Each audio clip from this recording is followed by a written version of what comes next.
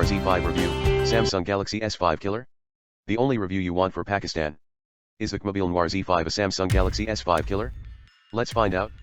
I am Adil Rehman and you are watching the review and unboxing video of Qmobile Noir Z5. The Qmobile Noir Z5 is Qmobile's first flagship smartphone that is aimed at the premium high-end segment of the market. The device is powered by the powerful Snapdragon 800 processor and sports a seemingly good 16MP camera, which brings it closer to the likes of other flagships like Nexus 5 and even the S5 to an extent, but offers a price advantage making it one of the best VIP products out there. But can a newer brand like Qmobile instill confidence in the high-end consumer, with its hardware and software package? Let's find out in Qmobile Noir Z5 review. Design of the Noir Z5 is very similar to what we have been seeing with other Qmobile devices. It's kind of the antithesis of Nokia's popular Favela design, which has a flat top and bottom with curved sides, while the Noir Z5 has flat sides and a curved top and bottom.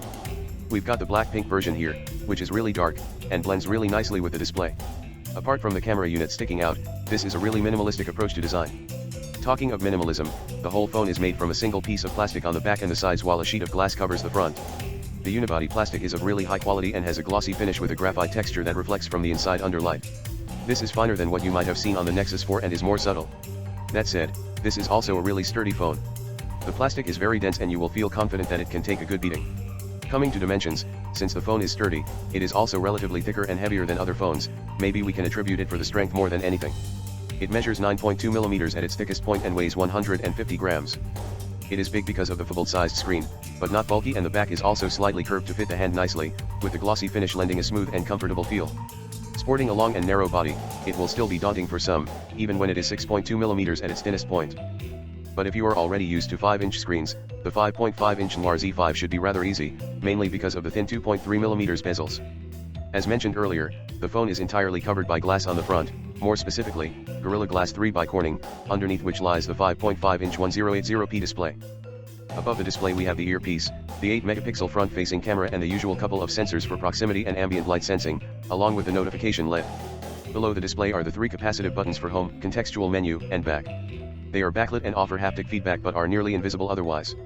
They blend too much with the black of the body and are spread apart, making it tough for us to hit the right targets when they are off. Surprisingly, we couldn't find an option to keep it on. Turning to the sides, the left side houses the lone micro SIM card slot and the right side has just the single-piece volume rocker. The top is occupied by the 3.5mm audio jack and the power button, which is really hard to reach on a tall device like this. We really wished it was on the side, even after enabling the double tap to wake gesture, because we had to reach it anyway for locking the device. The other side sports the micro USB port, the primary microphone and the loudspeakers, very similar to the iPhone.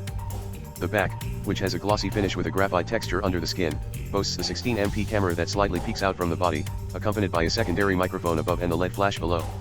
Further down we have the Qmobile logo and that's about it. There is no removable battery or a micro SD card slot, owing to the unibody design. The Qmobile Noir Z5 sports a 5.5-inch IPS LCD from JDI, a Japanese display manufacturer. It displays great contrast and brightness, and we feel 1080p is sharp enough on a 5.5-inch display with about 480 ppi. Sporting great viewing angles, we never felt the need to correct the orientation. While we have come to a point where most displays are really good, and the Qmobile Noir Z5 is definitely among the best we have seen so far. Auto brightness works decently well and gets reasonably bright in sunlight, so outdoor visibility is still very good, and there is indeed less reflectivity for the same. Overall, an awesome display for the price it comes at and is great for all kinds of consumption including gaming, watching movies and reading articles on the go. You might want to use the inbox desk stand accessory though, for watching movies comfortably. Let's talk about camera. The Qmobile Noir Z5 is one of the first devices to sport an OmniVision OV1685 16-megapixel sensor, of the 1/2.3 type. This gives it a pixel size of 1.34 microns, which is higher than the industry standard of 1.1, only to be bested by the ultra-pixel sensor's 2.0 microns. This BSI2 CMO sensor is coupled with a big Largan M8 lens unit, which has an aperture of f2.2. The lens unit with sapphire glass for extra hardness and clarity.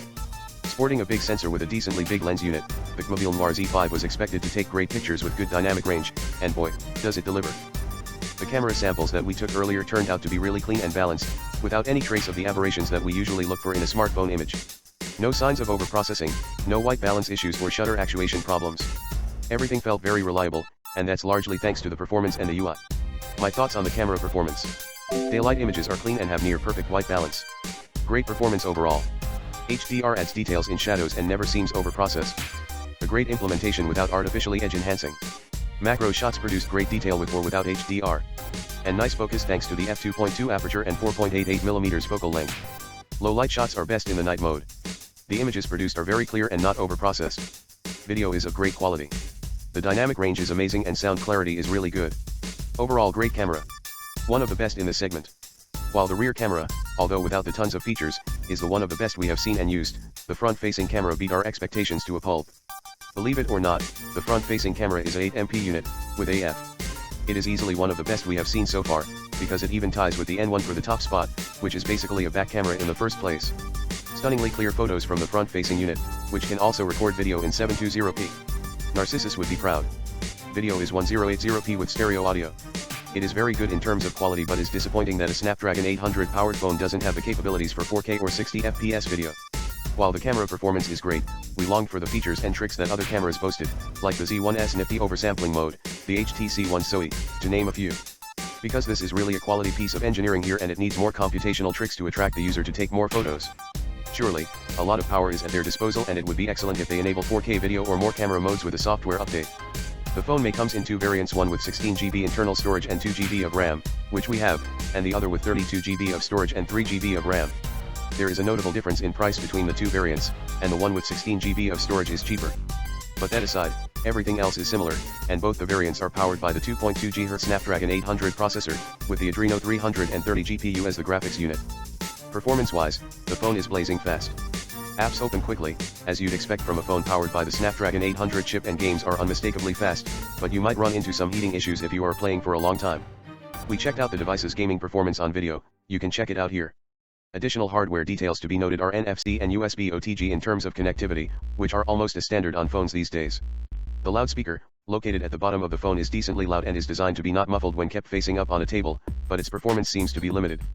It distorts easily when playing loud music, but is loud enough, without distortion for calls and other things. We would have liked it to be better. One last thing about connectivity is that the Qmobile Noir Z5 also supports Wi-Fi Direct, which is used in its own app called the Zender, which can send any file from your phone to another using the same app, over peer-to-peer Wi-Fi. So now let's talk about battery life. One of the main concerns for us, going into this review, was battery life. The Qmobile Noir Z5 not only has a non-removable back cover, but also a battery of significantly lower capacity for a device in this segment. It's a 2500 mAh unit, which is less for a device with a bright 5.5-inch screen and top-end specs, but surprisingly enough, it held its own in our testing. We could easily churn out a day's worth of usage from the Qmobile Noir Z5 on medium to heavy usage, while it lasted for more than 24 hours on medium usage. We capture both the kinds of usage on these graphs below. As you can see, we got a whopping 6 hours of display time on medium usage, which included regular WhatsApp and Twitter, lasted for more than a day of usage time, while with 3.5 hours of display time, with around 12% to spare, we had 16 hours of usage, which is not bad at all. It was a surprise for us then, and even now, on how this relatively smaller battery unit is able to extract the amount of performance we witnessed. You even have the power saving modes that you can manually enable to extend it even further, all using the Power Manager app. We seldom used it, but we think it will be very handy if you plan to get more out of this battery.